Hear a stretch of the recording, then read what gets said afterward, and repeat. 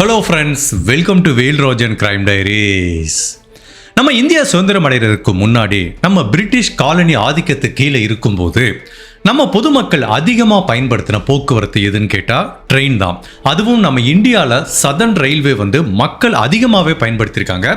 பேசஞ்சருக்காகவும் பயன்படுத்தியிருக்காங்க, அதே டயத்தில் கமர்ஷியல் குட்ஸுக்காகவும் பயன்படுத்தியிருக்காங்க. இப்போ நம்ம சென்னைன்னு கூப்பிட்றது அப்போ மெட்ராஸ் அப்படிங்கிற மாதிரி காமனாக கூப்பிட்டுட்டு இருந்தாங்க.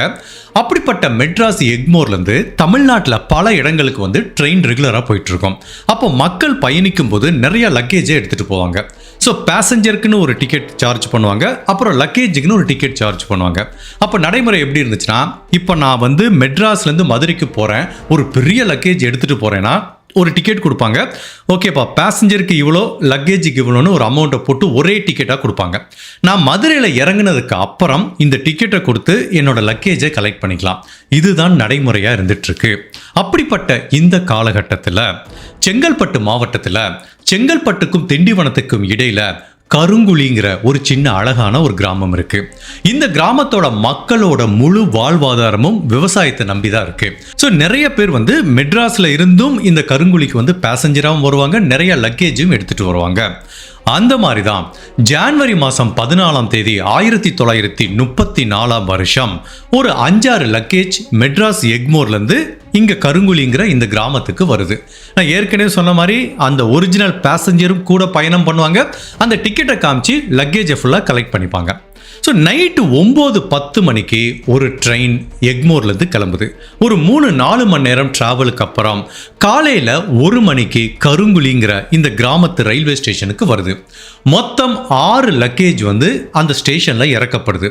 5 லக்கேஜ் பார்த்தீங்கன்னா சின்ன சின்ன பார்சல் மாதிரி இருக்கு. பட் ஒரே ஒரு லக்கேஜ் மட்டும் முற்றிலும் வித்தியாசமாக இருக்கு. அங்கே வேலை பார்க்குற ரயில்வே ஊழியர்கள் இந்த மாதிரி பேக் பண்ணப்பட்ட ஒரு லக்கேஜை பார்த்ததே இல்லை. அது எப்படி இருக்குன்னா, சிலிண்டர் மாதிரி இருக்கு. நம்ம வீட்டில் ஒரு சிலிண்டர் இருக்குல்ல, அது ஒரு 5 அடி 6 அடிக்கு இருந்தால் எப்படி இருக்கும், அந்த மாதிரி நீளமாக அப்படி ரவுண்டாக இருக்கு.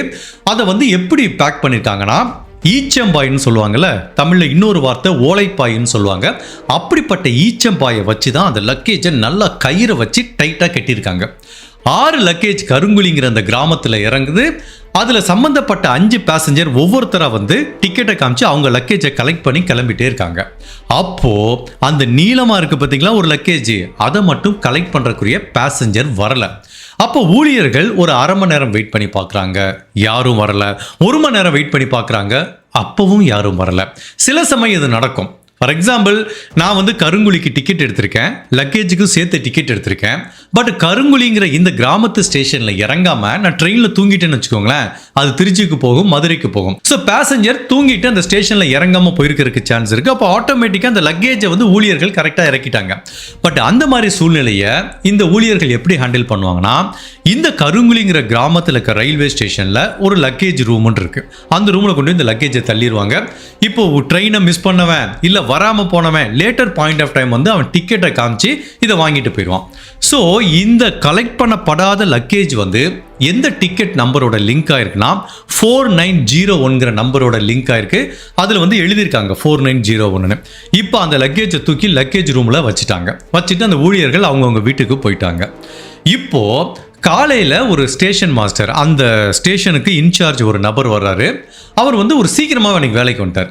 ஏன்னா ஜான்வரி 14 பொங்கல் செலிப்ரேட் பண்ணணும், சீக்கிரமாக வேலையை முடிக்கிறோம், மதியமே கிளம்பி போகிறோண்டான்னு அந்த கிளர்க்கு வழக்கம் போல் வர்றதை விட ஒரு 7 மணிக்கு சீக்கிரமாக வந்துடுறாரு. ஸோ அவரும் வந்துடுறாரு, ஊழியர்களும் வர்றாங்க. அந்த கருங்குழி ஸ்டேஷனே காலையில் பரபரப்பாக இயங்கிட்டு இருக்கும்போது ஒரு பயங்கரமான துர்நாற்றம் வருது. அதாவது ஒரு எலி செத்து போன மாதிரி ஒரு துர்நாற்றம் வருது. உடனே அங்கே வேலை பார்க்குற ஊழியர்கள் அந்த ஸ்டேஷனை சுற்றி பார்க்குறாங்க.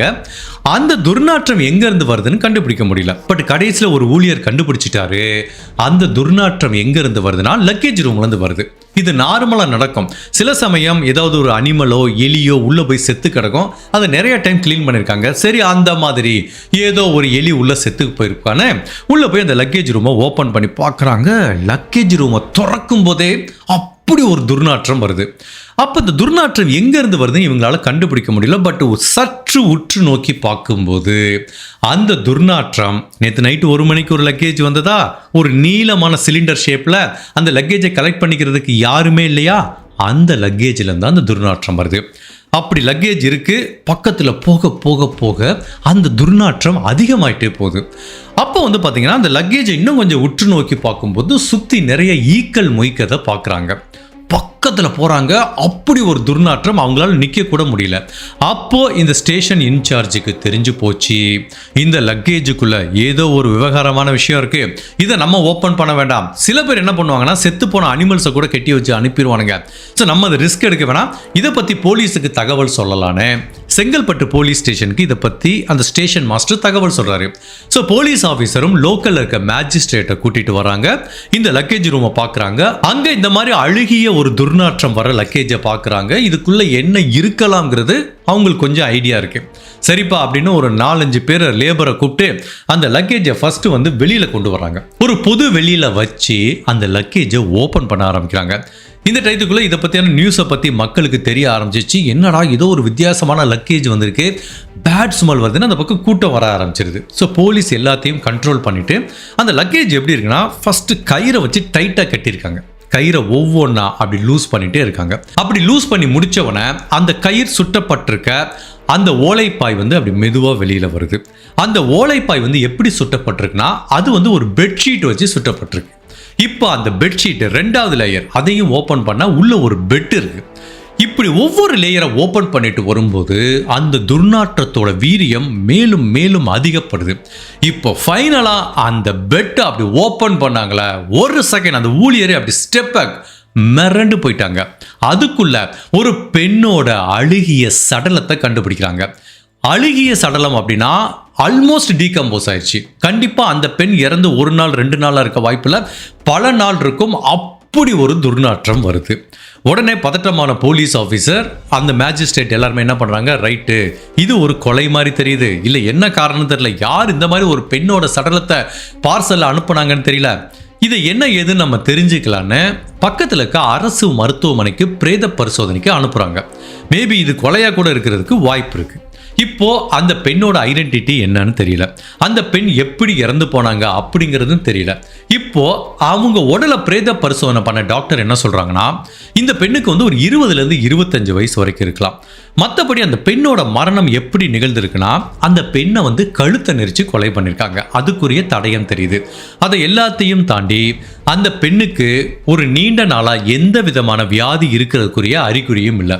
ஒட்டுமொத்தத்தில் அந்த பெண்ணோட மரணம் இயற்கையா நிகழ்ந்தது இல்லை, அந்த பெண் கொலை செய்யப்பட்டிருக்காங்க அப்படிங்கிறதான் அந்த டாக்டர்ஸ் வந்து உறுதிப்படுத்துறாங்க. ஸோ இப்போ வந்து செங்கல்பட்டு போலீஸ் ஆஃபீஸர் இதை ஒரு கொலை வழக்கா பதிவு பண்ணி இதை விசாரணை பண்றாங்க. ஃபர்ஸ்ட் அந்த பெண்ணோட ஐடென்டிட்டி என்னன்னு தெரிஞ்சா மட்டும்தான் இந்த கொலையை யாரு பண்ணியிருப்பாங்கன்னு கண்டுபிடிக்க முடியும். இப்போ போலீஸ் ஆஃபீஸர் அந்த பெண்ணோட ஐடென்டிட்டியை கண்டுபிடிக்க முயற்சி பண்றாங்க. மெட்ராஸ் எக்மோர்ல இருந்து கருங்குழிங்கிற இந்த கிராமத்துக்கு இப்படி ஒரு பெண்ணோட சடலத்தை பார்சல்ல அனுப்பி வச்ச அந்த நபர் யாரு, இந்த பெண்ணோட ஐடென்டிட்டி என்ன, அந்த பெண் எப்படி கொலை செய்யப்பட்டாங்க அப்படிங்கிற பலவித குழப்பங்களும் திருப்பங்களும் நிறைஞ்ச கிட்டத்தட்ட 100 வருடங்களுக்கு முன்னாடி செங்கல்பட்டில் இருக்க ஒரு கிராமத்தில் நடந்த ஒரு வித்தியாசமான ட்ரூ கிரைம் கேஸை தான் இன்னைக்கு நம்ம இந்த வீடியோவில் பார்க்க போறோம். என்ன பாஸ் 100 வருஷம் பழமையான ஸ்டோரின்னு சொல்றீங்க, பட் இந்த கேஸை ஃபுல்லா கேளுங்க. உண்மையிலேயே இப்போ ஒரு கிரைம் எப்படி நடந்துட்டு இருக்கோ அந்த மாதிரி தான் கிட்டத்தட்ட 100 வருடங்களுக்கு முன்னாடி நடந்திருக்கு. கண்டிப்பா இந்த கிரைம் உங்களுக்கு ஒரு புதுவித அனுபவத்தை கொடுக்கும். இந்த பெண் யாரு, இவங்களை கொலை பண்ணவங்க யாருங்கிறத நம்ம தெரிஞ்சுக்கிறதுக்கு முன்னாடி உங்க டைம் 2 செகண்ட்ஸ் எனக்காக ஸ்பெண்ட் பண்ணி என்னோட வீடியோஸ் உங்களுக்கு பிடிச்சிருந்துச்சுன்னா லைக் பண்ணிட்டு கமெண்ட் பண்ணுங்க. இன்கேஸ் என்னோட சேனலை இது வரைக்கும் நீங்க சப்ஸ்கிரைப் பண்ணாம பார்த்தீங்கன்னா மறக்காம சப்ஸ்கிரைப் பண்ணி என்ன சப்போர்ட் பண்ணுங்க. ஸோ நிறைய பேர் வீடியோ பார்க்குற சுவாரஸ்யத்தில் லைக் பண்ண மறந்துடுங்க, கமெண்ட் பண்ண மறந்துடுங்க. இப்போ நீங்கள் கொஞ்ச நாளாக நோட்டீஸ் பண்ணால் தெரியும், நான் எல்லா கமெண்ட்டுக்கும் மேக்ஸிமம் ரிப்ளை பண்ணுறேன். ஸோ நீங்கள் கண்டிப்பாக கமெண்ட் பண்ணுங்கள். 99% உங்கள் எல்லா கமெண்ட்டுக்கும் நான் ரிப்ளை பண்ணுவேன். பட் அதுலேயும் ஒரு சின்ன டிஸ்க்ளைமர் இருக்குது. சில பேர் தமிழில் கமெண்ட் பண்ணுறீங்க, சில பேர் இங்கிலீஷில், சில பேர் தங்கிலீஷில் பண்ணுறீங்க. ஸோ இங்கிலீஷில் பண்ணால் இங்கிலீஷில் நான் ரிப்ளை பண்ணுவேன். பட் தமிழில் பண்ணும்போது மேக்ஸிமம் தமிழில் ரிப்ளை பண்ண ட்ரை பண்ணுவேன். பட் ஃபாஸ்ட்டாக அப்படி அடிக்கும்போது எனக்கு அந்த நிறைய தமிழில் ஸ்பெல்லிங் மிஸ்டேக்ஸ் வருது. அதனால் நான் இங்கிலீஷ்லேயும் பண்ணுவேன். தமிழில் நான் பண்ணுற ரிப்ளையில் ஏதாவது சின்ன ஸ்பெல்லிங் மிஸ்டேக் இருந்தால் கொஞ்சம் மன்னிச்சுக்கோங்க. பட் நான் எல்லா கமெண்ட்டையும் படிப்பேன், எல்லா கமெண்ட்டுக்கும் கண்டிப்பாக ரிப்ளை பண்ணுவேன். இப்போ செங்கல்பட்டு போலீஸார் அவங்களோட முதல் கட்ட விசாரணையை எங்கேருந்து ஆரம்பிக்கிறாங்கன்னா, அந்த பெண்ணோட உடல் சுட்டப்பட்ட அந்த ஈச்சம்பாய் இருக்கு பார்த்தீங்களா, ஈச்சம்பாயும் பெட்ஷீட்டும் இந்த வழக்கில் ஒரு மிகப்பெரிய தடயமாக பார்க்கப்படுது. அதே டயத்தில் இந்த 4901 டிக்கெட் எங்கேருந்து புக் செய்யப்பட்டது அப்படின்னு ட்ராக் பண்ணி பார்க்கும்போது மெட்ராஸில் இருக்க எக்மோரில் தான் முந்தின நாள் ஒரு நபர் வந்து புக் பண்ணி இந்த பார்சலை அனுப்பியிருக்காரு அப்படிங்கிறது தெரிய வருது.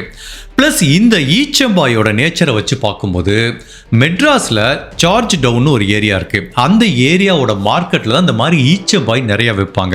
ஸோ கண்டிப்பாக இந்த பெண் மெட்ராஸை சேர்ந்தவங்க, அங்கேருந்து தான் இவங்களோட உடல் அனுப்பப்பட்டது. ஸோ இங்கே கருங்குழியில் விசாரித்தா வேலைக்கு ஆகாதுன்னு இப்போ செங்கல்பட்டு போலீஸ் ஆஃபீஸர் ஃபர்ஸ்ட் வந்து மெட்ராஸில் இருக்க எக்மோர் ரயில்வே ஸ்டேஷனுக்கு போகிறாங்க. அங்கே வந்து பார்த்தீங்கன்னா ஒரு கிளர்க் இருப்பார். அவர் தான் இந்த பார்சலு டிக்கெட்டு இதெல்லாம் புக் பண்ணிட்டு இருப்பாரு. இப்போ அவர்கிட்ட போய் இந்த டிக்கெட்டை காமிச்சிக்கும் போது அவர் என்ன சொல்கிறாரு, அவரோட ரெக்கார்டு வச்சிருப்பாரு. அந்த ரெக்கார்டில் என்ன இருக்குன்னா, எவ்வளோ காசுக்கு எப்படி டிக்கெட் புக் பண்ணோம், எவ்வளோ லக்கேஜ் எடுத்துகிட்டு வந்தாங்களா, இந்த மாதிரி டீட்டெயில் தான் இருக்கும் தவிர யார் பேசஞ்சரு, அவங்க டீட்டெயில், அட்ரஸ் அந்த மாதிரி எதுவுமே இருக்காது. ஸோ இந்த 4901 டிக்கெட்டை பார்த்துட்டு அவர் என்ன சொல்கிறார், அந்த கிளர்க் என்ன சொல்கிறாருன்னா, சார் முந்தின நாள் நைட்டு ஒரு நபர் வந்தார், இந்த மாதிரி ஒரு பெரிய சிலிண்ட்ரிக்கல் ஷேப்பில் ஒரு லக்கேஜை எடுத்துகிட்டு வந்தார். அந்த நபர் நான் கருங்குழி வரைக்கும் போகணுன்னு டிக்கெட் புக் பண்ணார், இந்த லக்கேஜுக்குரிய சார்ஜையும் பே பண்ணார் சார். அவ்வளோதான் எனக்கு தெரியும். அந்த நபர் யாருன்னு தெரியாது, அவரை பற்றியான எந்த டீட்டெயிலும் எங்ககிட்ட இல்லைங்கிற மாதிரி தான் அவர் சொல்கிறாரு. மேபி நீங்கள் அவரோட ஃபோட்டோவோ ஏதோ ஒன்று காமிச்சிங்களா, அது இவரான்னு நாங்கள் சொல்ல முடியுங்கிற மாதிரி தான் அந்த கிளர்க்கு சொல்கிறாரு. சரி, இப்போ அந்த கிளர்க்கிட்ட கேட்குறாங்க, சரி அந்த நபர் லக்கேஜை கொண்டு இங்கே வச்சார்ல, அப்போ வந்து அந்த லக்கேஜ் கம்பார்ட்மெண்ட்டில் ஒரு போர்ட்டர் ஒருத்தர் ஏற்றிருப்பார்ல, அவர் யாருன்னு கேட்குறாங்க. அப்போ அவர் என்ன சொல்கிறாரு, இந்த முனுசாமின்னு ஒருத்தர் இருக்கார் சார், அவர்கிட்ட போய் விசாரிக்கங்கிறாங்க. இப்போ அந்த முனுசாமியை கூப்பிட்றாங்க. அவர் என்ன சொல்கிறாரு, சார் நீங்கள் சொல்கிறது கரெக்டு சார், எவ்வளோ பேர் லக்கேஜோட தான் பேசஞ்சர் வருவாங்க, சின்ன சின்ன லக்கேஜாக இருக்கும் சார், ஆனால் அந்த ஆள் எடுத்துகிட்டு வந்தான் பாருங்க, இவ்வளோ பெருசாக 5 அடிக்கு 6 அடிக்கு தூக்கவே முடியல சார், போன மாதிரி கணத்துச்சு சார் அப்படின்னாரு.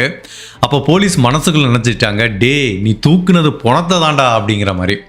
இப்போ சரி ஓகே, உனக்கு ஏதாவது ஐடியா இருக்கா, அந்த ஆளை பார்த்துருக்கான்னு கேட்டால் இல்லை சார் நான் பார்த்தது இல்லைங்கிற மாதிரி அந்த போர்ட்டரும் சொல்கிறாரு. இப்போ எக்மோர் ரயில்வே ஸ்டேஷனில் எந்த விதமான குழுவும் கிடைக்கல. இப்போ போலீஸ் அடுத்து அந்த விசாரணை எப்படி ஆரம்பிக்கிறாங்கன்னா, அந்த பெண் கண்டிப்பாக மெட்ராஸை சேர்ந்தவங்க, ஒரு 20லேருந்து 25 வயசு இருக்கும்ல. அப்போ இந்த பெண் கொலை செய்யப்பட்டதுலேருந்து ஒரு 4-5 நாளைக்கு முன்னாடி, அதாவது இந்த பெண் உடல் கண்டுபிடிக்கப்பட்டதுலேருந்து ஜனவரி மாதம் 14ஆம் தேதி கண்டுபிடிச்சிருக்காங்க. டாக்டர் என்ன சொல்றாங்கன்னா, அந்த பெண் கொலை செய்யப்பட்டு ஒரு 5 நாள் இருக்குங்கிறாங்க. ஸோ ஜனவரி 11 10 அந்த டேட்ல மெட்ராஸில் ஏதாவது ஒரு பெண் மிஸ் ஆயிருக்காங்களான்னு கம்ப்ளைண்ட் வந்திருக்கா அப்படிங்கிற மாதிரி விசாரணை பண்ணும்போது நிறைய ஸ்டேஷனில் விசாரிக்கிறாங்க. ஆனால் இந்த சார்ஜ் டவுன்கிற ஏரியாவில் இருக்க போலீஸ் ஸ்டேஷனுக்கு கொஞ்சம் ஸ்பெஷலாக விசாரிக்கிறாங்க. ஏன்னா அங்கே இருக்கிற மார்க்கெட்டில் தான் இந்த ஈச்சம்பாய் வாங்கப்பட்டிருக்கு அப்படிங்கிற மாதிரி திங்க் பண்ணி விசாரிக்கும் போது ஃபைனலாக ஒரு ஸ்டேஷன்லேருந்து சூப்பரான ஒரு பிரேக் த்ரூ கிடைக்குது. சில நாட்களுக்கு முன்னாடி பார்த்தசாரதிங்கிற ஒரு நபர் தன்னோட மனைவி மிஸ் ஆயிட்டாங்கன்னு ஒரு கம்ப்ளைண்ட் பதிவு பண்ணியிருக்காரு. அந்த பெண்ணை இதுவரைக்கும் கண்டுபிடிக்கல. அந்த பெண்ணுக்கும் ஒரு 20லேருந்து 25 வயசு வரைக்கும் இருக்கும். இப்போ அந்த கேஸை வந்து செங்கல்பட்டு போலீஸ் ஆஃபீஸர் எடுத்து அந்த பார்த்தசாரதிங்கிற நபரை கூப்பிட்டு விசாரிக்கிறாங்க. ஓகே பார்த்தசாரதி, உங்க மனைவி மிஸ் ஆயிட்டாங்கன்னு கம்ப்ளைண்ட் கொடுத்துருக்கீங்களா, என்னாச்சு, எப்போ மிஸ் ஆனாங்க, கடைசியை எப்படி பார்த்தீங்க, உங்க மனைவியோட அந்த மிஸ்ஸிங்க்கு பின்னாடி இருக்கிற ஸ்டோரி என்னன்னு கேட்குறாங்க. அவர் ஏதோ ஒரு சாதாரண ஸ்டோரியை சொல்ல போறாருன்னு பார்த்தா அவர் ஒரு மிகப்பெரிய கதையை சொல்றாரு. பட் அந்த கதைக்கும் இந்த கேஸுக்கும் ஒரு மிகப்பெரிய லிங்க் இருக்கு அப்படிங்கிறத வந்து போலீஸால கணிக்க முடியுது. சரி சொல்லுங்க, உங்க மனைவியை பத்தி சொல்லுங்கன்னு சொல்லும்போது, சார் என்னோட மனைவியோட பேரு சீத்தம்மாள், என்னோட மனைவி பிறந்தது வளர்ந்தது எல்லாமே செங்கல்பட்டில் இருக்க ஒரு கிராமத்தில், நானும் அதே கிராமத்தை சேர்ந்தவன் தான். எனக்கும் என்னோட மனைவிக்கும் சில வருடங்களுக்கு முன்னாடி திருமணம் நடந்தது. திருமணம் ஆகும்போது என்னோட மனைவிக்கு வந்து 20 வயசாகுது. ஸோ 2 பேருமே கிராமத்து வாழ்க்கைக்கு பழக்கப்பட்டவங்க. பட் திருமணம் ஆனதுக்கு அப்புறம் சரியான வேலை வாய்ப்பு இல்லாதனால நாங்கள் மெட்ராஸுக்கு மூவ் ஆகலாங்கிற மாதிரி பிளான் பண்ணி நாங்கள் 2 பேரும் இங்கே வந்துட்டோம் சார். இங்கே வேலை தேடும்போது எனக்கு ஒரு கோவிலில் சமையல்காரராக வேலை கிடைச்சிது. இந்த பிரசாதம்லாம் பண்ணி கொடுப்பாங்களா, அந்த வேலை கிடைச்சிது. ஸோ நான் வந்து அந்த வேலையில் சேர ஆரம்பிச்சிட்டேன். என்னோட மனைவி வந்து ஹவுஸ் ஒய்ஃபாக இருந்துட்டு இருந்தா. ஸோ இந்த டயத்தில் என்ன ஆகுதுன்னா, நான் பார்க்குற கோவில் வேலையில் ஒரு குறைவான சம்பளம் தான் சார் தர்றாங்க. பட் அதே டயத்தில் அதிக நேரம் கோவிலில் வேலை பார்க்குற மாதிரி இருக்குது. காலையில் ஒரு 6 மணிக்கு போனால் நைட் 8-9 மணி வரைக்கும் இருக்கிற மாதிரி இருக்குது. அப்போ என்ன ஆகுது, குறைவான சம்பளம், என்னோட மனைவி கூட அதிக நேரம் டைம் ஸ்பெண்ட் பண்ண முடியல. அதை நான் உண்மைதான் ஒத்துக்கிறேன். என்னோட மனைவியோட பெர்ஸ்பெக்டிவ்ல எடுத்துக்கிட்டிங்கன்னா, அவங்க என்னதான் கிராமத்தில் பிறந்து வளர்ந்தா கூட இந்த பட்டணத்து வாழ்க்கையை பார்த்து அவங்களுக்கு வந்து ஒரு வித்தியாசமான அனுபவம் வருது. ஆகா, என்னடா அது, மெட்ராஸில் எல்லாருமே இப்படி ட்ரெஸ் பண்ணுறாங்க, காரில் போகிறாங்க, இப்படி பங்களாவில் வசிக்கிறாங்களே, எப்படி மக்கள் வசதியாக இருக்காங்க, தானும் இந்த மாதிரி ஒரு வசதியான வாழ்க்கையை வாழணும் அப்படிங்கிற ஒரு பேராசை, மேபி ஒரு ஆசை கூட சொல்லலாம், என் மனைவிக்கு வர ஆரம்பிக்குது. பட் என்னோட பொருளாதார சூழ்நிலை வந்து அதுக்கு முழுவதுமாக முட்டுக்கட்டை போடுது. நான் வந்து ஒரு கோவிலில் சமையல் வேலை பார்க்குறவன். எனக்கு கிடைக்கிற சம்பளத்தை வச்சு இங்கே வீட்டு வாடகை, அதுக்கப்புறம் பால், மளிகை பொருள் இதை வாங்கினாலே காசு சரியாக போகுது. நான் எப்படி சார் ஒரு ஆடம்பரமான வாழ்க்கையை மனைவிக்கு தர முடியும்? ஸோ இப்போ என்ன ஆகுது, எனக்கும் என்னோட மனைவிக்கும் திருமண வாழ்க்கையில் மிகப்பெரிய விரிசல் ஏற்பட்டு வருது சார். அப்போ என்ன ஆகுது, வேற வழி இல்லை, நான் என்னோட வேலையை கண்டினியூ பண்ணுறேன். என்னோட மனைவி நாள் முழுவதும் வீட்டில் தனியாக இருக்காங்க, இந்த பட்டணத்து வாழ்க்கைக்கு ஆசைப்பட்டுட்டு இருக்காங்க. ஸோ இந்த நேரத்தில் என்ன ஆகுதுன்னா, நாங்கள் தங்கியிருக்க வீட்டுக்கு பக்கத்தில் ஒரு பெரிய பங்களா இருக்குது. அது வந்து ஒரு வக்கீலுக்கு சொந்தமானது. வக்கீல் அப்படின்னா ஜென்ரலாகவே நிறைய பேர் கிளைண்ட் வீட்டுக்கு வந்து பார்த்துட்டு போவாங்க. கேஸ் விஷயமா 1000 பிரச்சனை இருக்கும், நிறைய பேர் வந்துட்டு போவாங்க. அப்போது அந்த வக்கீலோட மனைவி என்னோட மனைவியை கான்டாக்ட் பண்ணி, என்னோட வீட்டு வேலைக்கு ஆள் தேவைப்படுது, நீ கொஞ்சம் உதவியாக இருக்க முடியுமா, நான் உனக்கு பணம் தர்றேங்கிறாங்க. சரி, இந்த பெண்ணை சீத்தம்மாளை பொறுத்த வரைக்கும் கணவர் காலையில் போனவன் நைட்டு வர்றான், பகல் ஃபுல்லாக வீட்டில் இருக்கும், போர் அடிக்குது. சரி, இந்த வக்கீல் வீட்டில் போய் வேலை பார்த்தா நம்மளுக்கும் கொஞ்சம் பொழுது போகும், பணமும் கிடைக்கணும், சரின்றாங்க. ஸோ அந்த வக்கீல் அம்மா வீட்டில் தான் ஃபுல்லாக பாத்திரம் கழுவுறது, வீடை கூட்டுறது, துடைக்கிறது அப்படின்னு வேலை பார்த்துட்டு இருக்காங்க. அப்போ என்ன ஆகுதுன்னா, இந்த வக்கீலை பார்க்கறதுக்கு நிறைய கிளைண்ட் வந்துட்டு போவாங்களே, அப்போ அவங்களுக்கு வந்து வர்றவங்களை க்ரீட்டிங்ஸ் பண்ணுறது, டீ கொடுக்கறது, காஃபி கொடுக்கறது, மோர் கொடுக்கறது, அடுத்தடுத்து இந்த மாதிரி வேலையும் செய்ய ஆரம்பிக்கிறாங்க. ஸோ இப்படி பண்ணும்போது அந்த வக்கீலோட வீட்டில் வந்து இவங்க ஒரு மிக முக்கியமான அங்கமாக மாற ஆரம்பிக்கிறாங்க. அப்போ என்ன ஆகுதுன்னா, இந்த வக்கீலோட வீட்டுக்கு நிறைய கிளைண்ட் வர்றப்போ ஒரு முக்கியமான கிளைண்ட் அடிக்கடி வந்துட்டு போகிறாரு. அவரோட பேர் ராமானுஜம் ஐயங்கார். அவர் வந்து இப்படி அடிக்கடி வர்றாரு. இந்த பொண்ணு 2-3 டைம் காஃபி தரும், அடிக்கடி பேசுவாங்க. ஜஸ்ட் வர்றவங்க தானே சார், உங்களுக்கு என்ன வேணும்னு கேட்பாங்க. எனக்கு காஃபி கொடுமா, இல்லை டீ கொடுமா, மோர் கொடுமாங்கிற மாதிரி கேட்பாங்க. அந்த மாதிரி தான் இந்த ராமானுஜ ஐயங்காரும் சீத்தம்மாளும் பேசிக்கிறாங்க. பட் இந்த ராமானுஜ ஐயங்கார் அடிக்கடி இவரோட வீட்டுக்கு வேலை விஷயமா வர ஆரம்பிக்கிறார். அப்போ வந்து ஒரு நாள் இந்த சீத்தம்மாள் கூட கேஷுவலாக 2 பேரும் பேசுகிறாங்க. ஆமாம்மா, நீ எந்த ஊருமா அப்படின்னு இவர் கேட்குறாரு. சார், நான் செங்கல்பட்டு மாவட்டத்தில் ஒரு கிராமத்தில் தான் சார் பிறந்து வளர்ந்தேன், இப்போ திருமணமானதுக்கப்புறம் இங்கே வந்துட்டேங்கிறாங்க. என்னது, செங்கல்பட்டு மாவட்டமா? நானும் அந்த செங்கல்பட்டு மாவட்டம் தாமா அப்படிங்கிற மாதிரி இவர் சொல்கிறாரு. பட் இந்த ராமானுஜம் ஐயங்காருக்கு ஏற்கனவே திருமணமாகி குழந்தைகள்லாம் இருக்குது. செங்கல்பட்டு மாவட்டத்தில் தன்னோட சொந்த ஊரில் மனைவி குழந்தைகளை விட்டுட்டு இவர் வேலை வாய்ப்புக்காக மெட்ராஸுக்கு தனியாக வந்து இங்கே வேலை பார்த்துட்டு இருக்காரு. அப்போ 2 பேரும் ஒரே மாவட்டத்தை சேர்ந்தவங்க போது நல்ல ஒரு பாண்டு கிடைக்குது. ஸோ கொஞ்சம் ஃப்ரீயாக பேச ஆரம்பிக்கிறாங்க. இப்படியே நாளடைவில் நண்பர்கள் ஆக ஆரம்பிக்கிறாங்க. இவர் எப்பெல்லாம் வர்றாரோ அப்போ மணிக்கணக்காக உட்காந்து சீத்தம்மாள் கிட்ட பேச ஆரம்பிக்கிறாரு. அப்போ இவர் அவரோட லைஃப்பை பற்றி சொல்கிறாரு, ஆனால் கல்யாணமானதை சொல்லலை. பட் இந்த பக்கம் எடுத்துக்கிட்டிங்கன்னா, சீத்தம்மாள் வந்து இந்த மாதிரி என் கணவர் ஒருத்தர் இருக்காரு, எங்களுக்குள்ள அவ்வளோ இப்போ பாண்ட் இல்லை, எனக்கு இந்த மெட்ராஸ் வாழ்க்கையை பார்த்து ரொம்ப ஆச்சரியமாக இருக்குது சார், எனக்கும் இந்த மாதிரி வசதியாக வாழணும்னு ஆசை இருக்குன்னு தன்னோட ஆசையை வெளிப்படுத்துகிறாங்க. இந்த ராமானுஜ ஐயங்கார் ஏற்கனவே கொஞ்சம் வசதியானவர். இந்த சீத்தம்மாளோட குடும்பத்தை ஒப்பிடும்போது கொஞ்சம் வசதியானவர். பட் அந்த வக்கீல் அளவுக்கு வசதி கிடையாது. அப்போ வந்து இந்த ராமானுஜம் ஐயங்காருக்கு புரியுது, இந்த பெண் ஒரு வசதியான வாழ்க்கைக்கு ஆசைப்படுறாங்க, அதே டயத்தில் அவங்க கணவர் கூட ஒரு மிஸ் அண்டர்ஸ்டாண்டிங்கில் இருக்காங்கன்னு தெரியுது. அப்போ இந்த ராமானுஜம் ஐயங்காருக்கு ஒரு விபரீதமான எண்ணம் வருது. நாம ஏன் இந்த பெண்ணோட பலவீனத்தை வச்சு அந்த பெண்ணை வளைச்சு போடக்கூடாதுன்னு தோணுது. அப்போ அந்த பெண்கிட்ட மணிக்கணக்காக பேசி இனிக்க பேசி, எனக்கு புரியுதுமா, உன் ஆசையெல்லாம் புரியுது, ஒரு கிராமத்துலேருந்து வந்திருக்க, யூ டிசர்வ் திஸ் லைஃப், எவ்வளோ பேர் இங்கே எப்படி வாழ்கிறாங்க, நீ உண்மையிலேயே அந்த அளவுக்கு மெட்ராஸில் வசதியாக வாழ்கிறதுக்கு தகுதியான பொண்ணு தான். பட் என்ன, உனக்கு அந்த வசதியான வாய்ப்பு கிடைக்கல, நான் தர்றேனே, என் கூட வா அப்படிங்கிற மாதிரி இவர் கூப்பிடுறாரு. அந்த பெண்ணுக்கு பயங்கர ஷாக் ஆயிடுச்சு. சார், என்ன சார் சொல்கிறீங்கன்னு கேட்டால், நான் நிஜமாக தான் சொல்கிறேன், எனக்கு உன்னை பிடிச்சிருக்கு, நீ ஏன் கூட வா, உனக்கு ஒரு வசதியான வாழ்க்கையை நான் பண்ணித்தரேங்கிறாரு. அப்போ இவங்க கொஞ்சம் யோசிக்கிறாங்க, இல்லை சார், நான் திருமணமானவ, நிறைய பிரச்சனை வருங்கிறாங்க. பட் அதே டயத்தில் இந்த ராமானுஜ ஐயங்கார சீத்தம்மாளுக்கு பிடிச்சிருக்கு, அவர் தரப்போகிற அந்த வசதியான வாழ்க்கையை நினச்சி பயங்கரமான ஒரு ஏக்கமும் இருக்குது. அதே டயத்தில் அந்த கணவரை விட்டுட்டு வர்றதுக்கும் மனசு இல்லை. ஏன்னா சொசைட்டி வந்து இந்த சமூகம் தன்னை தப்பாக பேசுமே அப்படிங்கிற ஒரு பயமும் இருந்துட்டு இருக்கு. பட் அப்படி இருந்தாலும் இவர் கூட பேசுறத அவங்க என்ஜாய் பண்றாங்க. நாள் கணக்கா மணி கணக்கா பேச ஆரம்பிக்கிறாங்க. இப்படி லாயர் வீட்டுக்கு ஒருத்தன் கிளைண்ட் வாங்கிட்டு வர்றான். அப்போ அந்த வீட்டில் வேலை பார்க்குற ஒரு பொண்ணோட மணிக்கணக்காக பேசுனா இந்த செய்தி காட்டுத்தீ மாதிரி பரவுமா இல்லையா? அப்படிதான் பரவ ஆரம்பிச்சு இந்த சீத்தம்மாவோட கணவர் பார்த்தசாரதியோட காதுக்கு போய் சேருது. மனுஷர் பயங்கர கடுப்பாய் கோவமாயிட்டாரு. தன்னோட மனைவியை கன்ஃபரன்ட் பண்ணி 2 பேத்துக்கும் பயங்கர பிரச்சனை வருது. அப்போ அவர் ஒரு வார்த்தை சொல்றாரு, சரி நீ இது வரைக்கும் எப்படி இருந்திருப்பே தெரியாது, இனிமேல் ஒழுக்கமா இருக்கணும், அவங்ககிட்ட பேசாதன்னு சொல்றாரு. இவங்க மௌனம் காக்குறாங்க, பட் தொடர்ந்து பேசிக்கிட்டு தான் இருக்காங்க. அப்போ கூட இவருக்கு ஒரு ஐடியா வருது, நம்ம மெட்ராஸுக்கு இவளை கூட்டிட்டு வந்ததுனால தானே இவங்க கூட பேசிட்டு இருக்கா, பேசாம திரும்ப சொந்த கிராமத்துக்கு கொண்டு செங்கல்பட்டிலே விட்டுறலாமா, நம்ம மட்டும் இங்கே வேலை பார்க்கலாமா அப்படிங்கிற தாட்டு கூட வர ஆரம்பிக்குது. பட் இருந்தாலும் இவங்க பேசுறதை நிப்பாட்டவே இல்லை. ஸோ அந்த ஒரு லிங்க் கண்டினியூ ஆகிட்டே இருக்கு. ஒரு நாள் இந்த கணவன் மனைவிக்கு பயங்கரமான சண்டை வெடிக்க ஆரம்பிக்குது. அவங்க கூட நீ பேசுறதை நிப்பாட்டுற இல்லையான்னு பார்த்தசாரதி கேட்க சீத்தம்மாள் முடியாதுன்னு சொல்ல, ஃபைனலாக சீத்தம்மாள் என்ன சொல்றாங்க, எனக்கு உங்க கூட வாழ பிடிக்கலடா, நான் வீட்டை விட்டு போகிறேங்கிறாங்க. ஜென்ரலாக அந்த இல்லிசிட் அஃபேரில் பார்த்தீங்கன்னா நிறைய நாள் மறைமுகமாக நடந்துட்டு இருக்கும். பட் என்னைக்கு அது ஓப்பன் ஆகி வெடிக்குதோ அன்னைக்கு அதுக்கு ஒரு முடிவு கிடைச்சிரும்.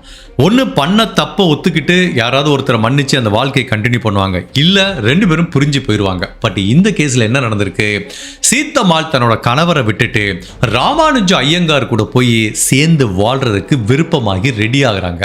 பட் அதே டயத்தில் தன்னோட கணவர்கிட்ட சொன்னால் விட மாட்டாருன்னு தெரியும். ஒரு நாள் சரியான சந்தர்ப்பத்துக்காக வெயிட் பண்ணிட்டு இருக்காங்க. அப்போ அந்த காதலர் என்ன சொல்றான், அதான் கணவர் தெரிஞ்சு போச்சுல, பிரச்சனை ஆச்சுல, நீ கிளம்பி வா, நான் எல்லாம் பார்த்துக்கிறேன் அப்படிங்கிற மாதிரி அவன் சொல்றான். அப்போ சீத்தம்மாளுக்கு ஒரு நம்பிக்கை வருது. ஒரு நாள் தன்னோட கணவர் வேலைக்கு போனதுக்கு அப்புறம் தன்னோட திங்ஸ் எல்லாத்தையும் பேக் பண்றாங்க. அவங்க வீட்டில் வச்சிருந்த கொஞ்சம் நகைகள் எடுத்துக்கிறாங்க, பணத்தை எடுத்துக்கிறாங்க. All escape. தன்னோட கணவர்கிட்ட சொல்லாம இந்த ராமானுஜ ஐயங்கார்கிட்ட போய் சேர்ந்துக்கிறாங்க.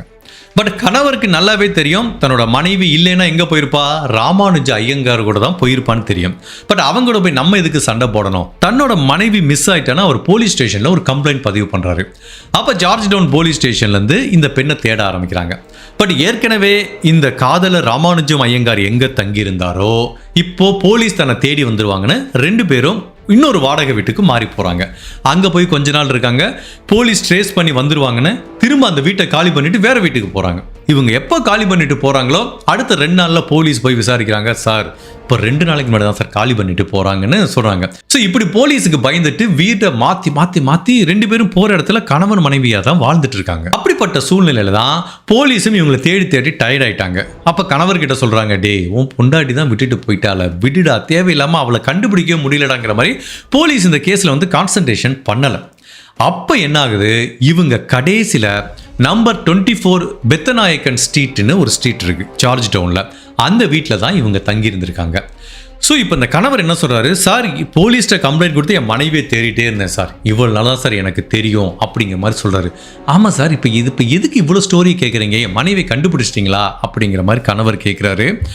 இல்லை ஒரு இறந்த சடலத்தை கண்டுபிடிச்சிருக்கோம், நீ கருங்குழிக்கு வரைக்கும் வந்து பார்க்குறியான்னு கேட்குறாங்க.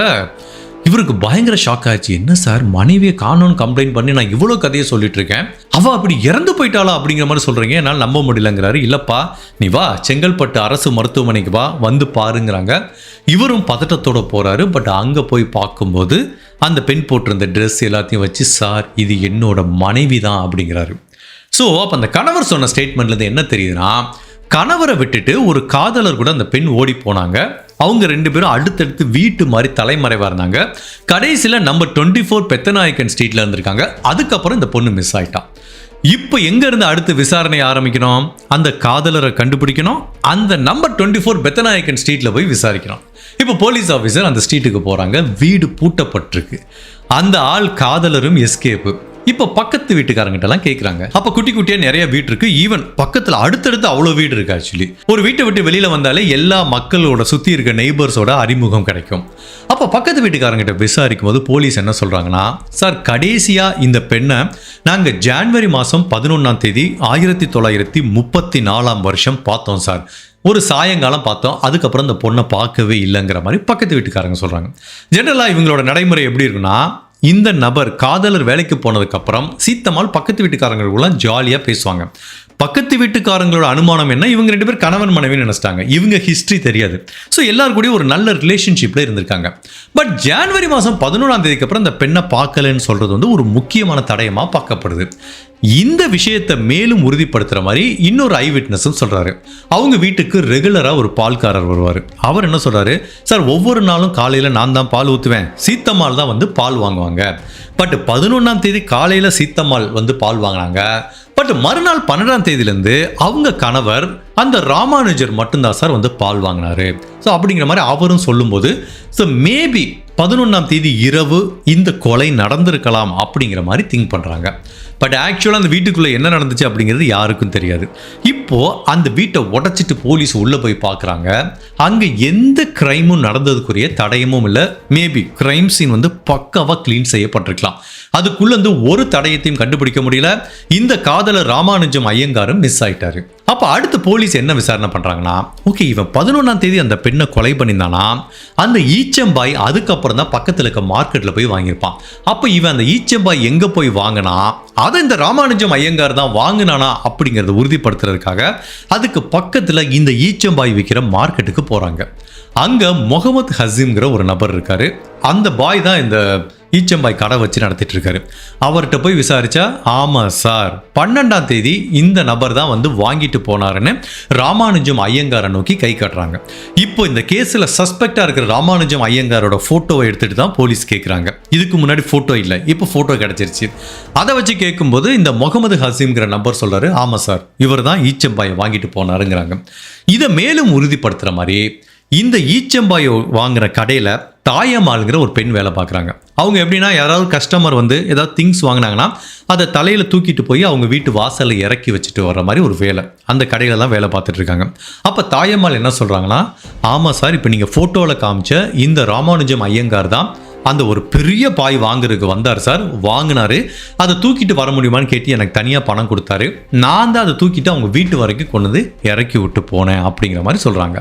ஸோ இதுலேருந்து அடுத்த சர்க்கம்ஸ்டான்ஷியல் எவிடன்ஸ் வருது. 11ஆம் தேதி அந்த பெண் காணாமல் போயிருக்காங்க. அதுக்கப்புறம் யாரும் பார்க்கல. ஸோ இந்த பெண் உடல் கண்டுபிடிக்கப்பட்டப்போ இருந்த அந்த ஈச்சம்பாய் கண்டிப்பாக இந்த ராமானுஜம் ஐயங்கார் தான் வாங்கியிருக்காரு அப்படிங்கிறது தெரியுது. பட் இதுக்கப்புறம் அந்த வீட்டுக்குள்ளே வச்சு அந்த பெண் எப்போ கொலை செய்யப்பட்டாங்க, எப்போ அந்த உடலை பேக் பண்ணாரு, அதை வந்து அடுத்து வந்து எப்போ அனுப்புனாருங்கிறது தெரியுது. எப்போ 13ஆம் தேதி நைட்டு தான் வந்து எக்மோர் ஸ்டேஷனில் அனுப்பியிருக்காரு. பட் 11ஆம் தேதி நைட்டுலேருந்து இந்த 13ஆம் தேதி நைட்டு வரைக்கும் என்ன நடந்துச்சுன்னு யாருக்கும் தெரியல. இப்போ இந்த சஸ்பெக்ட் ராமானுஜ ஐயங்காரோட ஃபோட்டோவை எடுத்துட்டு இந்த பார்சலை புக் பண்ண ஒரு ரயில்வே கிளர்க் இருக்கார்ல, ஏற்கனவே அவர்கிட்ட விசாரிச்சாங்க. ஆனால் அவர் எனக்கு அந்த நபர் யாருன்னு தெரியலன்ட்டாரு. பட் இப்போ ஃபோட்டோவை காமிச்சாங்கல்ல, கிளியராக சொல்லிட்டார், ஆமாம் சார் இவன் தான் அந்த பார்சலை புக் பண்ணாங்கிறாரு. அப்போ அந்த போர்ட்டர் முனுசாமின்னு ஒருத்தர் தூக்கிட்டு போனார்ல, அவர்கிட்ட காமிக்கிறாங்க, சார் இவன் தான் சார் அந்த பொணங்கணம் கடந்துச்சு, அந்த பார்சல் இவன் தான் சார் அனுப்புனா அப்படிங்கிற மாதிரி அந்த போர்ட்டரும் உறுதியாக சொல்றாரு. ஸோ இப்போ எல்லா சர்க்கம்ஸ்டான்ஷியல் எவிடன்ஸும் இந்த ராமானுஜம் ஐயங்காருக்கு அகைன்ஸ்டா இருக்கு. இப்போ அந்த நபரை பிடிச்சாதான் தெரியும் உண்மையிலேயே சீத்தம்மாளுக்கு அந்த வீட்டுக்குள்ள வச்சு என்ன நிகழ்ந்தது அப்படிங்கிறது. இப்போ அவன் ஆல் எஸ்கேப்பு. பக்கத்து வீட்டில் கேட்டால் எனக்கு எதுவும் வெளியூரில் வேலை கிடச்சிச்சுன்னு அவன் ரொம்ப நாளைக்கு முன்னாடி கிளம்பி போயிட்டாங்கிறாங்க. இப்போ போலீஸ் ஆஃபீஸரும் அவனை வலை வீசி தேடும்போது ஃபைனலாக இதே மெட்ராஸ்கில் வச்சு கண்டுபிடிக்கிறாங்க. அவனை கண்டுபிடிக்கும் போது பயங்கர கெட்டப்பே சேஞ்ச் பண்ணியிருக்கான். பின்னாடி ஒரு குடுமி வச்சிருப்பார், அந்த குடுமியை எடுத்துட்டாரு. இது ஏதோ ஒரு கெட்டப் சேஞ்சுக்கு எடுத்தாரா இல்லை போலீஸ் கிட்ட இருந்து தன்னை வேறுபடுத்தி காமிக்கிறதுக்காக எடுத்தாரான்னு தெரியல. வாட் எவர் இட் இஸ், அந்த ராமானுஜம் ஐயங்கார் அப்படிங்கிற நபரை வந்து அரெஸ்ட் பண்ணுறாங்க. இப்போ அந்த ராமானுஜங்கிற நபரை வந்து விசாரணைக்காக கூட்டிகிட்டு வராங்க. அந்த நபர்கிட்ட எல்லா கொஸ்டினும் கேட்குறாங்க. ரொம்ப கூல் அண்ட் கேஷுவலாக பதில் சொல்கிறாரு. அந்த நபர்கிட்ட எந்த விதமான பதட்டமும் இல்லை. பட் அதே டயத்தில் அந்த பெண்ணோட சடலம் கண்டுபிடிக்கப்பட்டது அப்படின்னு ஒரு விஷயத்தை சொல்லும்போது பதட்டம் அதிகமாகுது. அதுக்கப்புறம் இந்த ஈச்சம்பாய் எங்கே வாங்கப்பட்டது, கடைசியில் அந்த பெண் எப்போ உயிரோட பார்க்கப்பட்டாங்க, அந்த பெண் இவங்க கூட தான் இருந்தாங்க, இதை எல்லாத்தையும் தாண்டி அந்த ஈச்சம்பாய் வீட்டுக்கு இறக்கி வச்ச ஒரு பொண்ணு, அதுக்கப்புறம் ரயில்வே ஸ்டேஷனில் நீ தாண்டா அந்த பார்சலை அனுப்பிச்சிருக்க அப்படிங்கிறத நிரூபிக்கிறதுக்கு ஒரு ரயில்வே கிளர்க்கு. இவ்வளவு தடயங்களை வச்சு இந்தாப்பா இப்போ சொல்கிறையா உண்மையிலேயே என்ன நிகழ்ந்தது அப்படின்னு கேட்கும்போது, சரி ஓகே நம்ம மாட்டிக்கிட்டோம் அப்படின்னு நினச்ச இந்த ராமானுஜ ஐயங்கார் வந்து என்ன நடந்துச்சு அப்படிங்கிறத வந்து கன்ஃபெஷன் சொல்கிறான். அவன் என்ன சொல்கிறான் அப்படின்னா, சார் எனக்கு அந்த பொண்ணை பிடிச்சிருந்துச்சு சார், அந்த பொண்ணு என் கூட வந்துட்டா. ஸோ கணவருக்கு பயந்துட்டு நாங்கள் வீடு வீடாக மாறிட்டு இருந்தோம் சார். பட் ஒவ்வொரு வீட்லேயும் போய் தங்கும்போது நான் நோட் பண்ணுற விஷயம் என்ன அப்படின்னா, எனக்கு என்னமோ இந்த பொண்ணு கணவனை பிடிக்காம என்ன மட்டும்தான் பிடிச்சி என் கூட வந்துட்டான்னு பார்த்தா இந்த பொண்ணு எங்கெல்லாம் போய் தங்குறமோ அங்க பக்கத்துல எவன்லாம் பணக்காரா இருக்கானோ அவங்க கூட போய் பேச ஆரம்பிக்கிறா, எல்லார் கூடயும் ஒரு ரிலேஷன்ஷிப்பை ஏற்படுத்த ஆரம்பிக்கிறா. அப்பதான் எனக்கு புரிஞ்சு போச்சு, ஆஹா இவ ஒரு ஒழுக்கங்கெட்ட பெண்ணு, இனிமேல் இவளை உயிரோட விடக்கூடாதுன்னு சொல்லி 14ஆம் தேதி நைட்டு நான் தான் சார் கோபத்துல கழுத்தை நெரிச்சு கொலை பண்ணிட்டேன். எனக்கு அடுத்து என்ன பண்ணுறதுன்னு தெரியல. சரி இந்த உடலை எப்படியா டிஸ்போஸ் பண்ணணும்னு சொல்லி தான் ஈச்சம்பாய் வாங்கிட்டு வந்து வீட்டுக்குள்ளே கட்டி வச்சுருந்தேன். 2 நாள் வீட்டுக்குள்ளேயே வச்சுருந்தேன், என்ன பண்ணுறதுனே தெரியல. சரி அப்போ தான் மேபி நம்ம இங்கே போய் எங்கேயும் தூக்கி போட முடியாது, சரி இருட்டுனதுக்கப்புறம் ரயில்வே ஸ்டேஷனில் போயிட்டு கருங்குழிக்கு ஒரு பார்சல் அனுப்பி எங்கேயாவது போட்டோம் அப்படிங்கிற மாதிரி நான் தான் சார் 13ஆம் நைட்டு போயிட்டு பார்சல் அனுப்புனேங்கிற மாதிரி இவன் கன்ஃபெஷன் பண்ணிக்கிறான். இவன் சொல்கிற கன்ஃபெஷன் எல்லாத்தையும் வந்து ரெக்கார்ட் பண்ணிக்கிறாங்க. நம்ம இப்போ நல்லாவே தெரியும், கன்ஃபெஷனை வச்சு மட்டும் ஒருத்தனுக்கு தண்டனை வாங்கி தர முடியுமா அப்படின்னா முடியாது. சர்க்கம்ஸ்டான்ஷியல் எவிடன்ஸை வச்சு மட்டும் ஒருத்தனுக்கு தண்டனை வாங்கி தர முடியுமா? முடியாது. அப்போ என்ன வேணும்? ஃபிசிக்கல் எவிடன்ஸ் வேணும், ஃபாரன்சிக் எவிடன்ஸ் வேணும், இல்லைன்னா ஒரு ஸ்ட்ராங்கான ஐ விட்னஸ் வேணும். இவன் தான் அந்த கிரைமை பண்ணியிருக்கானு. இப்போ போலீஸுக்கு நல்லா தெரியுது, இவன் சொன்ன கன்ஃபெஷனை லிங்க் பண்ண முடியல. லிங்க் இந்த சென்ஸ் எல்லாருக்குமே சொல்கிறாங்க இவன் தான் பார்சல் அனுப்புனான்னு சொல்கிறாங்க, ஈச்சம்பாய் வாங்கினாங்கிறாங்க. பட் யாருமே அந்த பெண்ணை இவன் கொலை பண்ணதை பார்க்கல. நம்பர் 1. 2வது, அவங்க தங்கியிருக்க வீடு வந்து நெருக்கமாக பல வீடுகள் இருக்குது. ஒரு பெண்ணை கழுத்தை நெரிச்சு கொலை பண்ணும்போது அளவுக்கு அதிகமான சத்தம் போடுவாங்க. பட் எந்த சத்தமும் வரல. பக்கத்து வீட்டுக்காரங்க எல்லாத்துலேயும் விசாரித்தா கூட எந்த விதமான சத்தமும் வரலைங்கிறாங்க. அப்போ அந்த பெண் இந்த வீட்டுக்குள்ளே வச்சு தான் கொலை செய்யப்பட்டாங்களா அப்படிங்கிறதையும் போலீஸால் நிரூபிக்க முடியல. அதே டயத்தில் ஓகேப்பா இவன் ஈச்சம்பாயை வாங்கிட்டு வந்து அந்த பெண்ணோட உடலை இவனே கெட்டுறானேன்னு வச்சுப்போம். 6 அடி எவ்வளவு வெயிட்டாக இருக்கும். அதுவும் அவன் தங்கிட்டு இருக்க அந்த காம்பவுண்டில் பார்த்தீங்கன்னா மாடிப்படி வந்து நேரோவாக இருக்கும். ஸோ அந்த ஃபர்ஸ்ட் ஃப்ளோர்லேருந்து இவனால் எப்படி தனியாக அந்த உடலை வந்து சுத்தப்பட்ட அந்த ஈச்சம்பாயிலேருந்து மேலேருந்து கீழே இறக்கிட்டு வந்திருக்க முடியும்? அவன் எப்படி ரயில்வே ஸ்டேஷன் வரைக்கும் தனியாக தூக்கிட்டு வந்து இந்த பார்சலை அனுப்பியிருக்க முடியும்? அப்படிங்கிற பலவிதமான கொஸ்டின் போலீஸுக்கு வருது. இது எல்லாமே ப்ராசிக்யூஷனுக்கு வந்து பெரிய தலைவலியாக இருக்குது. ஏன்னா டிஃபென்ஸ் டீம் வந்தால் இதை தான் பிடிச்சி உடைப்பாங்க. ஓகே நீ எல்லாம் சொல்கிற, நீ ஏதாவது ஒரு ஃபிசிக்கல் எவிடன்ஸ் காமி, ஏதாவது ஒரு ஃபாரன்சிக் எவிடன்ஸ் காமி அப்படின்னு கேட்டால் எதுவுமே கிடையாது. எல்லாமே சர்க்கம்ஸ்டான்ஷியல் எவிடன்ஸ் தான். பட் அப்படி இருந்தால் கூட ப்ராசிக்யூட்டர் வந்து இல்லைப்பா இதை வச்சு இந்த கேஸை நான் ட்ரையலுக்கு எடுத்துகிட்டு போகிறேன்னு சொல்லி செஷன் கோர்ட்டுக்கு இந்த கேஸை வந்து ட்ரையலுக்கு எடுத்துகிட்டு போகிறாங்க. அப்படி எடுத்துகிட்டு போகும்போது டிஃபென்ஸ் டீமில் இந்த ராமானுஜ ஐயங்காருக்கு ஃபேவராக நரசிம்மச்சாரிங்கிற ஒரு ஃபேமஸான லாயர் வந்து ஆஜராகிறாரு. ப்ராசிக்யூட்டர் டீம் வந்து எல்லாம் சொல்கிறாங்க, அந்த பொண்ணு இவங்க கூட ஓடி போனது, 2 பேரும் நிறைய வீடு மாறி போனது, 11ஆம் தேதி கடைசியாக பார்த்தது, ஈச்சம்பாய் வாங்கினது, அதுக்கப்புறம் இவன் தான் போயிட்டு அந்த ரயில்வே ஸ்டேஷனில் அந்த பார்சல் அனுப்புனது, இது வரைக்கும் எல்லா எவிடன்ஸையும் ப்ரொடியூஸ் பண்ணுறாங்க. இப்போ அந்த நரசிம்மச்சாரி ஒரே ஒரு கொஸ்டின் தான் கேட்குறாரு, இதெல்லாம் கரெக்டு தான், ஏன் கிளைண்ட்டு கொலை பண்ணதை யாருமே பார்க்கல, ஃபிசிக்கல் எவிடன்ஸ் ஃபாரன்சிக் எவிடன்ஸ் எதுவுமே கிடையாது, அதனால் அந்த வீட்டுக்குள்ளே என்ன நினைச்சிங்கிறத யாருமே சொல்ல முடியாது, என் கிளைண்ட்டு தான் கொலை பண்ணாரு அப்படிங்கிறது நிரூபிக்கிறதுக்கு எந்த ஆதாரமும் இல்லை. ஸோ இந்த சர்க்கம்ஸ்டான்ஷியல் எவிடன்ஸை வச்சு ஒரு நபருக்கு நீங்கள் தண்டனை வாங்கி கொடுக்கக்கூடாதுங்கிற மாதிரி டிஃபென்ஸ் டீம் ஒரு கடுமையான வாக்குவாதத்தில் ஈடுபடுறாங்க. இப்படி பல நாள் வந்து இந்த வழக்கோட விசாரணை ட்ரையல் கோர்ட்டுக்கு போது ஃபைனலாக நீதிபதி என்ன மாதிரி தீர்ப்பு சொல்கிறாங்கன்னா, நரசிம்மச்சாரி நீங்கள் சொல்கிறதெல்லாம் கரெக்டு தான், டைரக்டான எந்த எவிடன்ஸும் இல்லை, பட் சர்க்கம்ஸ்டான்ஷியல் எவிடன்ஸ் பாருங்கள், அவன் தானப்பா அந்த பார்சல் அனுப்பியிருக்கான், இதுக்கு மேலே உனக்கு என்ன எவிடன்ஸ் வேணும்? அந்த ரயில்வே கிளர்க்கே சொல்லியிருக்காரு. ஸோ ஒரு இறந்த சடலத்தை பார்சல் அனுப்புறானா அவன் தானே கொலை பண்ணியிருப்பான். அதனால் இதை ஒரு ஆதாரமாக வச்சு இந்த ராமானுஜ ஐயங்கார் குற்றவாளிங்கிற மாதிரி நாங்கள் உறுதி செஞ்சு அவருக்கு வந்து எங்கள் கோர்ட்டில் மரண தண்டனை கொடுக்குறோங்கிற மாதிரி தீர்ப்பு சொல்கிறாங்க. பட் இந்த நரசிம்மச்சாரிங்கிற டிஃபென்ஸ் லாயருக்கு வந்து இது ரொம்ப அவமானமாக ஃபீல் பண்ணுறாரு. பட் எவ்வளோ போராடியும் இந்த ராமானுஜ ஐயங்காரை நான் காப்பாற்றாமல் விட மாட்டேங்கிற மாதிரி சொல்கிறாரு. இதுக்கு பின்னாடி ஸ்டாட்டிஸ்டிக்ஸ்லையும் நிறைய ஆர்டிக்கிள்லையும் சொல்லப்படுற விஷயம் என்ன அப்படின்னா, இந்த ராமானுஜ ஐயங்கார் பெரிய பணக்காரரும் கிடையாது, பொலிட்டிக்கல் பேக்ரவுண்டும் கிடையாது, எந்த ஒரு பெரிய பின்புலமும் கிடையாது. பட் அப்படி இருந்தும் இந்த நரசிம்மச்சாரி ஏன் அவரை காப்பாற்றணும்னு முயற்சி பண்ணுறாரு அப்படின்னா, அவங்க எல்லாருமே ஒரே சமூகத்தை சேர்ந்தவங்க. ஸோ இந்த ராமானுஜ ஐயங்காரை பொறுத்த வரைக்கும் இவர் வந்து பார்ப்பன சமூகத்தை சேர்ந்தவர். அந்த காலத்தில் பார்த்தீங்கன்னா பார்ப்பனர்கள் இந்த குற்றத்தில் ஈடுபட மாட்டாங்க, இது ஒரு தவறான குற்றச்சாட்டுங்கிற மாதிரி அந்த ஒட்டுமொத்த சமூகமும் நம்புறதுனால ஒரு நிரபராதிக்கு தண்டனை கொடுத்துடக்கூடாதுங்கிறதுக்காண்டி தான் நரசிம்மச்சாரி இவரை காப்பாற்றுறதுக்காக போராடி இருக்காரு. இப்படி தான் சில ஆர்டிக்கலில் படித்தோம். அதுக்கு பின்னாடி என்ன உண்மைன்னு தெரியல. ஸோ இப்போ என்ன ஆகுது, நரசிம்மச்சாரி ஹைகோர்ட்டுக்கு போகிறாரு. ஹைகோர்ட்டுக்கு போய் அங்கேயும் வாதாடுறாரு. அங்கேயும் சொல்லிடுறாங்க, இல்லைப்பா எவிடன்ஸ்லாம் கரெக்டாக தான் இருக்கு, நாங்கள் வந்து மரண தண்டனையை வந்து உறுதிப்படுத்துகிறோம் அப்படிங்கிற மாதிரி ஹை கோர்ட்லேயும் சொல்லிடுறாங்க. பட் இப்போலாம் என்ன ஆகும், ஃபர்ஸ்ட் என்ன பண்ணுவாங்க, ட்ரையல் கோர்ட் இருக்கும், ஹை கோர்ட்டில் நடக்கும், அப்புறம் ஃபைனலாக சுப்ரீம் கோர்ட்டுக்கு போவாங்க. பட் அந்த காலத்தில் பிரிட்டிஷோட காலனி ஆதிக்கத்தில் நம்ம இருக்கும்போது சுப்ரீம் கோர்ட்டு கிடையாது. அப்போ எங்கே போகும்னா லண்டனில் இருக்க ப்ரீவி கவுன்சிலுக்கு தான் போகும். அங்கே அந்த கேஸ் வந்து மேல்முறையீடுக்கு போகும்போது ப்ரீவி கவுன்சில் என்ன சொல்கிறாங்க, இல்லையே ஆதாரம் எல்லாம் கரெக்டாக இருக்குது, இவர் தான் கொலை பண்ணியிருப்பார், எங்களால் இந்த டிசிஷனை சேஞ்சே பண்ண முடியாதுங்கிற மாதிரி திரும்ப இந்தியாவுக்கு அனுப்பிடுறாங்க. அப்போ வேற வழியே இல்லை, இவரோட மரண தண்டனை வந்து அப்படியே எல்லா இடத்துலையும் வந்து உறுதிப்படுத்தப்படுது. பட் இப்போ இருக்கிற காலகட்டத்தில் சுப்ரீம் கோர்ட் உறுதிப்படுத்தினா கூட ஃபைனலாக ஜனாதிபதி கிட்ட ஒரு கருணை மனு போடுவாங்க. அவர் மேபி மன்னிச்சா அந்த மரண தண்டனையை ஆயுள் தண்டனையாக மாற்றுவாங்க. ஸோ இதே மாதிரி தான் அந்த ஆங்கிலேயர்கள் காலகட்டத்தில் காலனி ஆதிக்கத்தில் இருக்கும்போது வைசராய் கவுன்சில்னு ஒரு கவுன்சில் இருக்கு. அந்த கவுன்சில் தான் ஃபைனலாக விசாரிச்சு மரண தண்டனை உறுதிப்படுத்தலாமா வேண்டாமான்னு சொல்லி விசாரிக்கும் போது தான் அந்த வைசராய் கவுன்சிலில் இருந்தவங்க ஒரு முடிவுக்கு வர்றாங்க. ஓகேப்பா, இந்த நபர் மரண தண்டனை கொடுக்குற அளவுக்கு பெரிய குற்றம் இல்லை, அதனால இதை நாங்கள் மன்னிச்சு ஆயுள் தண்டனையாக மாற்றுறோங்கிற மாதிரி சொல்கிறாங்க. ஸோ ஃபைனலாக இந்த ராமானுஜம் ஐயங்காருக்கு கொடுக்கப்பட்ட மரண தண்டனை ஆயுள் தண்டனையாக குறைக்கப்படுது. ஸோ அவரும் பல வருடங்கள் ஜெயிலில் இருக்காரு. பட் இருந்தாலும் ஒரு நிரபராதி தண்டிக்கப்பட்டார்னு பல இடத்துல மக்கள் போராட்டம் பண்ணுறாங்க. எஸ்பெஷலி அவர் சேர்ந்த அந்த சமூகத்தை சேர்ந்த மக்கள் வந்து நிறைய போராட்டம் பண்ணுறாங்க. ஸோ இவரும் பல நாள் ஜெயிலில் இருந்துட்டு வராரு. ஒரு ஸ்டேஜில் அவரோட தண்டனையை வந்து குறைச்சி அவர் சிறிது காலம் தான் சிறையில் இருந்திருக்காரு. அதுக்கப்புறம் அவர் ரிலீஸ் பண்ணிட்டாங்க. கரெக்டாக எந்த வருஷம் ரிலீஸ் பண்ணாங்க அப்படிங்கிறது தெரியல, பட் குறைவான தண்டனை தான் இருந்திருக்கு. இந்த ரிலீஸுக்கு என்ன அர்த்தம்னா, இந்த விசாரணை வந்து உடைக்கப்பட்டது, அவர் நிரபராதி நிறுத்தப்பட்டார், அப்படி இல்லை, அவர் குற்றவாளி தான், அவருக்கு விதிக்கப்பட்ட தண்டனை, பட் சிறிது காலத்திலே அந்த தண்டனை குறைக்கப்பட்டு அவரை ஜெயிலிருந்து அனுப்பிட்டோம் அப்படிங்கிற ஒரு கணக்கில் தான் அவரை அனுப்பிட்டாங்க. ஸோ ராமானுஜம் ஐயங்கார் ஜெயிலிருந்து வெளியில் வந்துடுறாரு. இப்போ வந்து இந்த தீர்ப்பை பற்றி மக்கள்கிட்ட ரெண்டு விதமான கருத்து நிகழுது.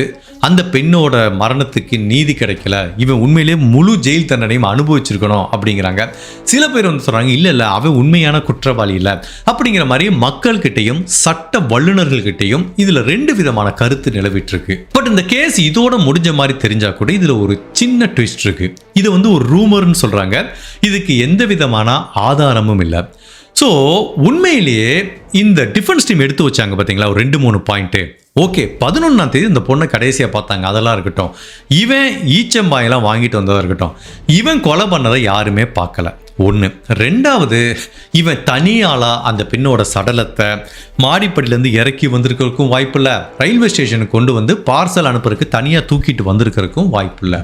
அப்போது உண்மையிலேயே இந்த பெண்ணை ராமானுஜம் ஐயங்கார் தான் கொலை பண்ணியிருப்பானா, இல்லை இதுக்கு பின்னாடி வேற ஏதாவது ஒரு பின்புலம் இருக்கா அப்படின்னு விசாரணை பண்ணும்போது ஒரு ரூமர்.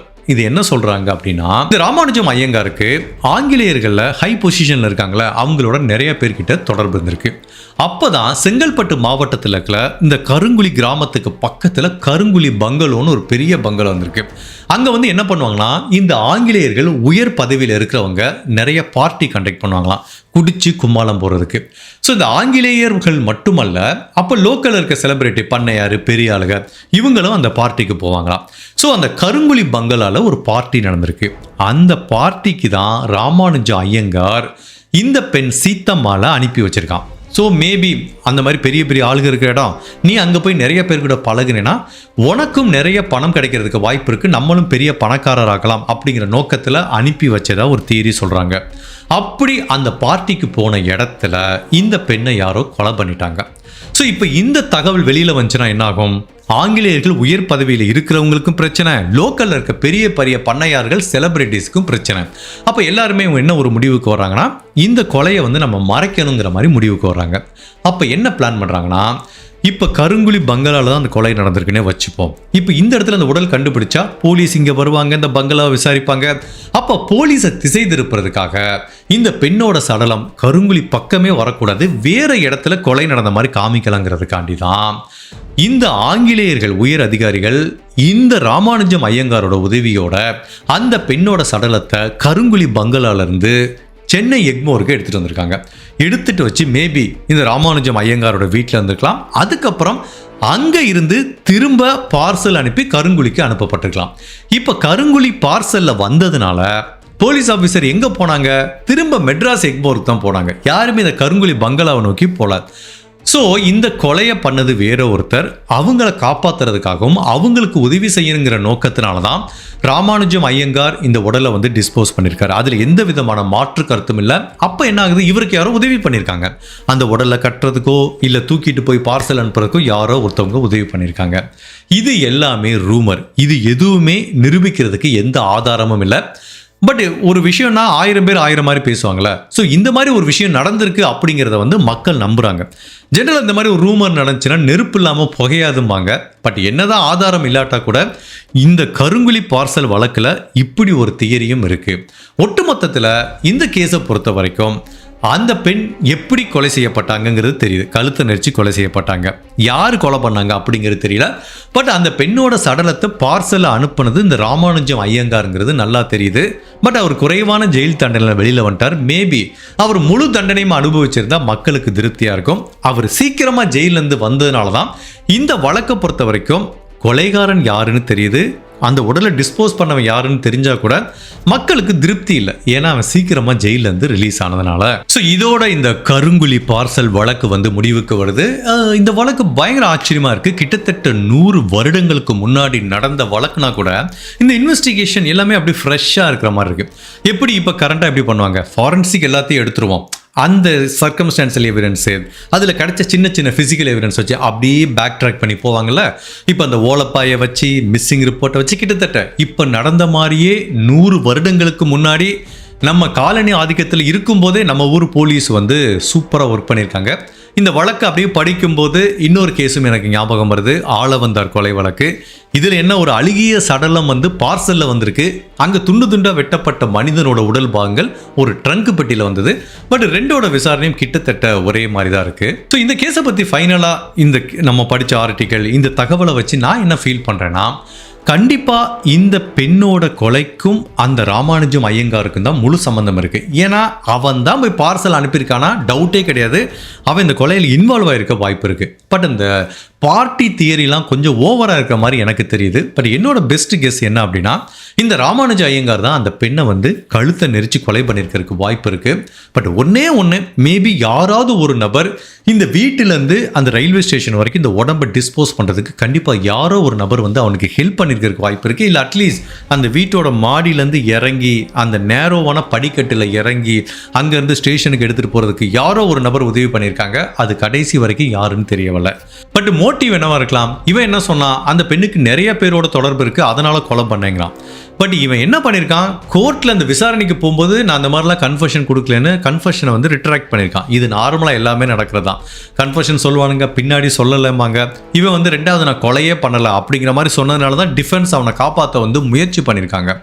ஸோ 2-3 காரணம் இருக்கலாம். ஒன்று, இவன் சொன்னது உண்மையாக கூட இருக்கலாம். அந்த பெண்ணுக்கு நிறைய பேரோட தொடர்பு இருக்கலாம். இல்லை இவனுக்கு இவனோட திருமண வாழ்க்கையை பற்றி அந்த பெண்ணுக்கு தெரிய வந்திருக்கலாம். அப்போ வந்து அந்த பெண் என்ன நீ ஏமாத்திட்டியேங்கிற மாதிரி சண்டை வந்திருக்கலாம். ஒட்டுமொத்தத்தில் இவங்களுக்கு ஒரு கடுமையான ஆர்கியூமெண்ட் வந்திருக்கு. இந்த பெண் வந்து அவனோட வாழ்க்கைக்கு இடைஞ்சலாக இருந்திருக்கு. அதனால தான் கொலை பண்ணிட்டான். ஸோ என்னோட பெஸ்ட் கெஸ் வந்து இந்த ராமானுஜம் ஐயங்கார் தான் அந்த பெண்ணை கழுத்தை நெரிச்சு அந்த வீட்டுக்குள்ளே வச்சு கொலை பண்ணியிருக்கான். ஸோ 11ஆம் தேதி இரவு இது நடந்திருக்கிறதுக்கு நிறையவே வாய்ப்பு இருக்குது. ஏன்னா அன்னைக்கு சாயங்காலம் தான் பார்க்குறாங்க. 12ஆம் தேதி காலையிலேயே பால் வாங்குறதுக்கு அந்த பெண் வரல. ஸோ 11ஆம் தேதி இரவு இந்த கொலை நடந்திருக்கலாம். ஸோ அவன் சொன்ன மாதிரியே அந்த ஈச்சம்பாயில் வச்சு கட்டி 2 நாள் வீட்டுக்குள்ளே வச்சுருந்துருக்கலாம். அதுக்கப்புறம் யாரோ ஒருத்தர் உதவியோட இவன் பார்சல் அனுப்பியிருக்கலாம். இதுதான் நடந்திருக்குங்கிற மாதிரி நான் நினைக்கிறேன். பட் இந்த 100 வருட பழமையான வழக்கை பற்றி நீங்கள் என்ன நினைக்கிறீங்க? உண்மையிலேயே இந்த சீத்தம்மாள்ங்கிற பெண்ணுக்கு என்ன நிகழ்ந்திருக்கும்? அந்த ராமானுஜம் ஐயங்கார் தான் கொலை பண்ணியிருப்பானா, இல்லை அந்த பார்ட்டி தியரி உண்மையாக இருக்கக்கூட வாய்ப்பு இருக்கா? ஸோ உங்களோட கருத்தை மறக்காமல் இந்த வீடியோவில் பதிவு பண்ணுங்கள். இந்த மாதிரி அனதர் வித்தியாசமான கேஸில் உங்களை சந்திக்கிறேன். Till then, stay safe, take care, bye.